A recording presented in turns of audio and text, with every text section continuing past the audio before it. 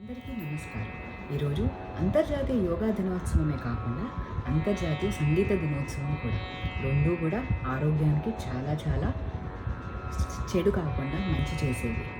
అయితే ఈరోజు సమస్త రోగాలను దూరం చేసి అందరికీ ఆయురారోగ్యాలను ప్రసాదించమని ఆ ధన్వంతరి స్వామిని భక్తితో వేడుకుని ఒక మంగళకరమైన ప్రార్థన మీ ముందుకు తీసుకొస్తున్నాం.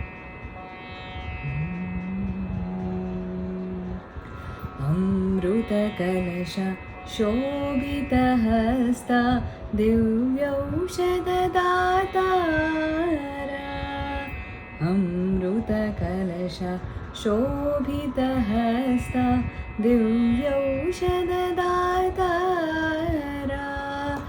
आयुर्वेदमूलादिदेव आयुर्वेदमूलादिदेव सर्वामयनाशा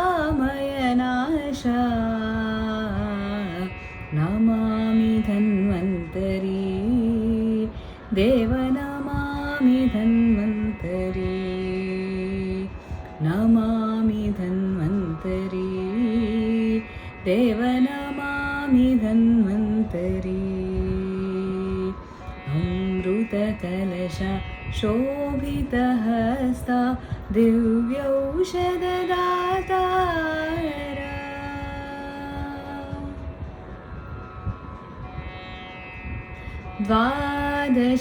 द्वादशात्मज्योति देवदिव्यतेजरूपा द्वादशात्मज्योति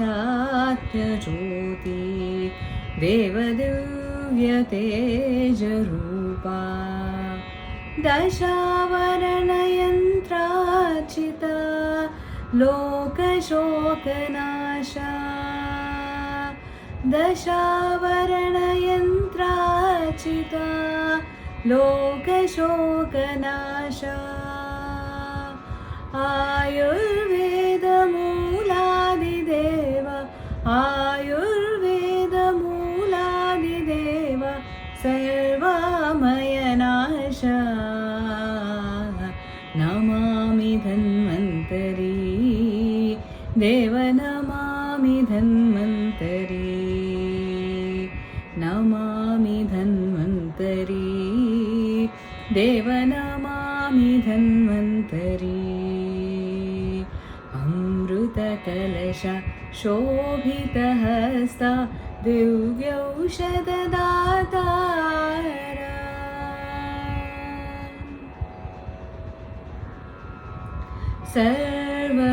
सर्वव्याधिहरणा जगदादिवन्द्यचरणा सर्वव्याधिहरणा जगदादिवन्द्यचरणा शरणागतपरिपालका शरणागतपरिपालका सुधाकलशधारी शरणागतपरिपालका सुधाकलशधारी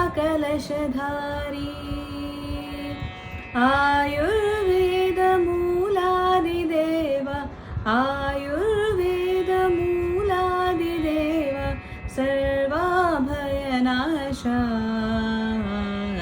नमामि धन्वन्तरी देव नमामि धन्वन्तरी नमामि धन्वन्तरी देव नमामि धन्वन्तरी अमृतकलश शोभितहस्ता दिव्यौषधदातारा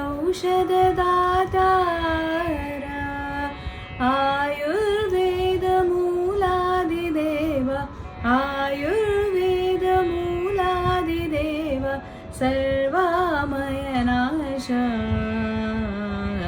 नमामि धन्वन्तरी देव नमामि धन्वन्तरी नमामि धन्वन्तरी देव नमामि धन्वन्तरी नमामि धन्वन्तरी देव